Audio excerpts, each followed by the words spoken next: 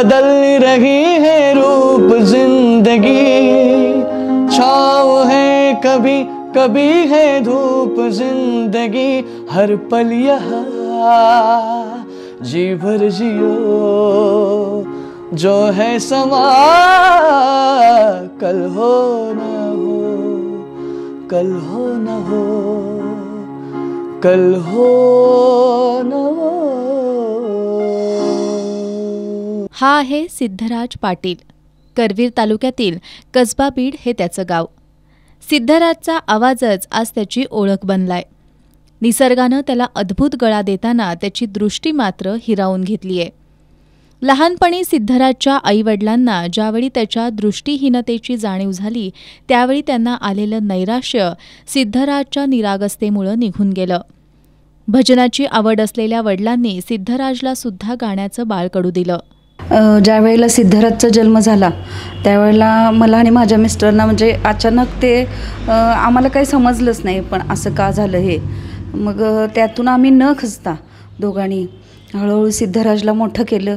सिद्धराज 7-8 वर्षाचा झाला आणि टी व्ही वगैरेमध्ये जे गाणी वगैरे वाद्य वगैरे वाजत होती त्याप्रमाणे तो वाटी चमचावर सेम वाजवायला लागला. सेम वाजवायला लागल्यावर त्याच्या वडिलांना म्हणजे कळालं की ह्याच्यात काहीतरी म्युझिकमधलं टॅलेंट आहे.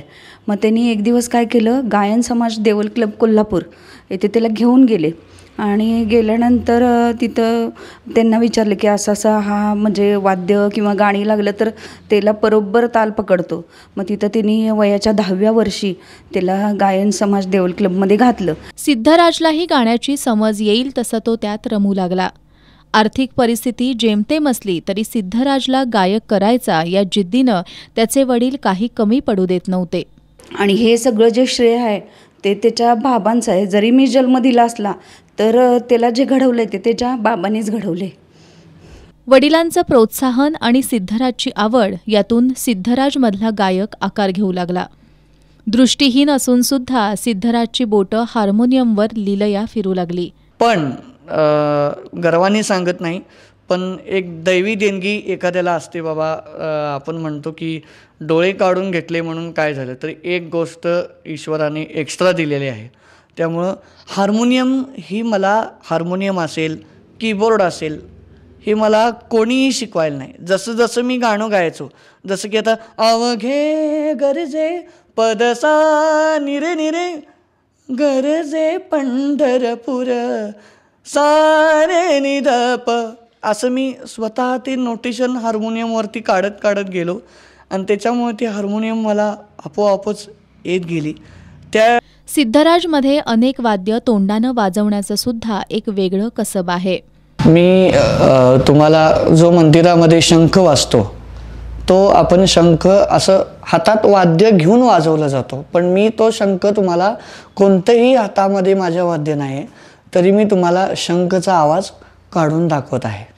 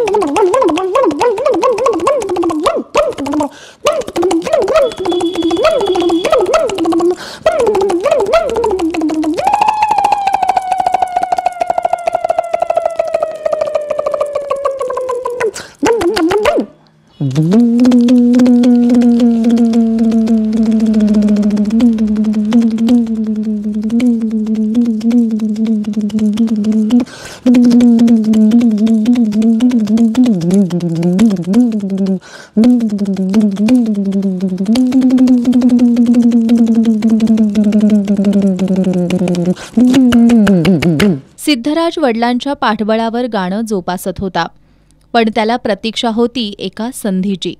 नॅशनल असोसिएशन फॉर ब्लाइंड या संस्थेनं आयोजित केलेल्या गायन स्पर्धेनं त्याला ही संधी मिळाली.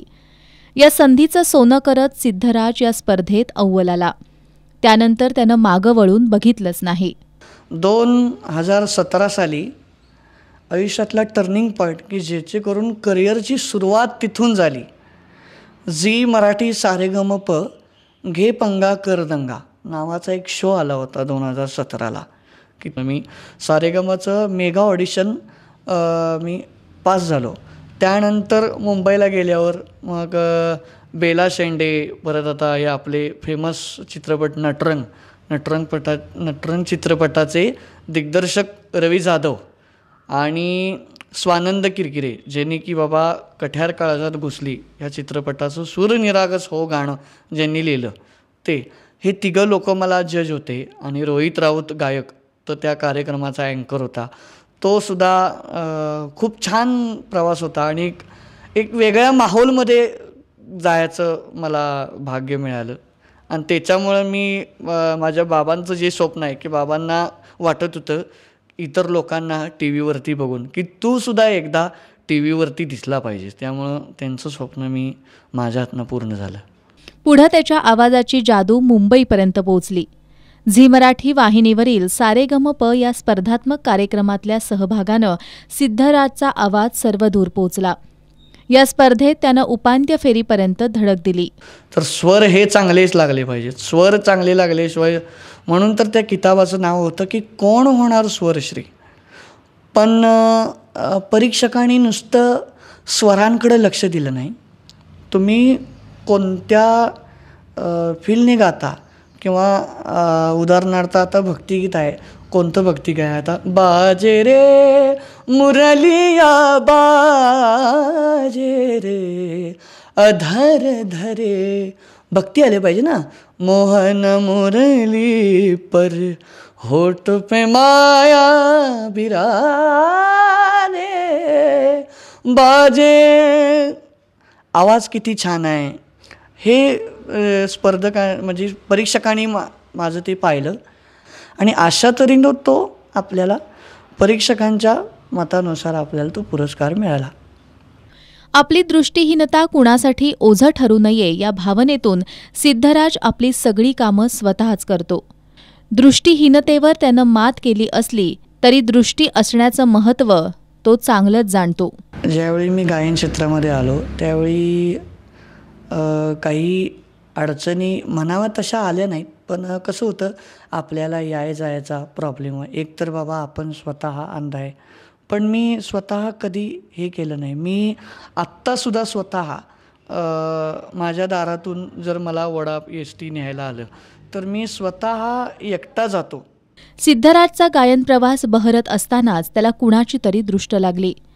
ज्या वडिलांच्या पाठबळावर सिद्धराज स्वतःला सिद्ध करण्यासाठी धडपडत होता त्या वडिलांचंच छत्र आकस्मिकपणे हरपलं आणि सिद्धराजसह त्याच्या कुटुंबाला मोठा धक्का बसला.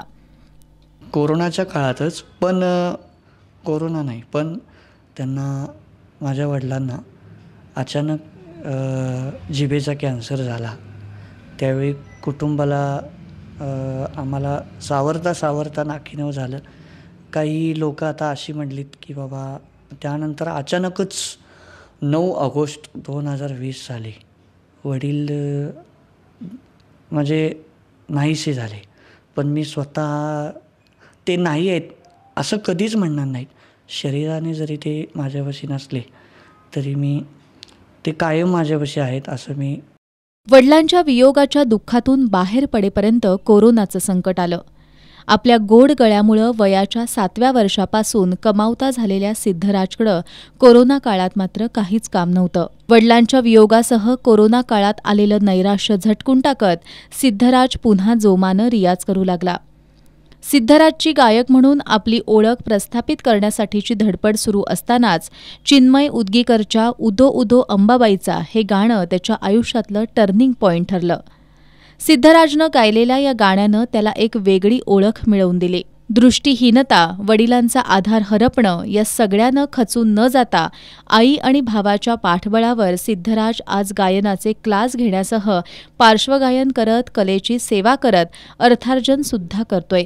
आपल्याकडं काय नाही त्याबद्दल कुढत न बसता जे आहे ते अधिक चांगल्या पद्धतीनं कसं फुलवता येईल हा सकारात्मक विचार करत जगणारा सिद्धराज कोणतंही शारीरिक व्यंग असणाऱ्यांबरोबरच धडधाकट माणसांसाठी सुद्धा प्रेरणास्त्रोत आहे. तर असा आहे या मधुर आवाजामागचा प्रवास. देव जेव्हा काहीतरी कमी देतो तिथे नक्कीच काही ना काहीतरी दुप्पट देत असतो. अशा या गोष्टीवरून सिद्धराजच्या आयुष्याची वाटचाल सुरू आहे. जिथे सर्वसामान्य लोक छोट्या मोठ्या आव्हानांपुढे हार मानून जातात, तिथे सिद्धराजची ही कथा नक्कीच प्रेरणादायी आहे.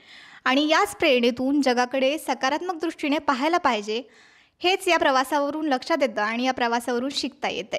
कॅमेरामॅन केदार भोसलेंसोबत मी गौतमी शिकलगार, एस न्यूज कोल्हापूर.